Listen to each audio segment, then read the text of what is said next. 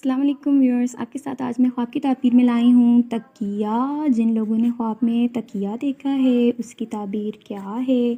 ठीक है, उसकी ताबीर ये है कि आपकी इज़्ज़त में आपकी बुलंद मर्तबा मिलेगा, आपको इज़्ज़त मिलेगी और बुलंद मर्तबा मिलेगा आपको। उसमें इजाफ़ा होने की दलील है। ठीक है, उसमें इजाफ़ा मिलेगा आपको, आपके इज़्ज़त में, आपके मुकाम जो भी है तो उसमें आपको इज़्ज़त मिलेगी और बुलंद मुकाम मिलेगा। ठीक है, मज़ीद वीडियोज़ के लिए मेरे चैनल को सब्सक्राइब कर दें। Thank you.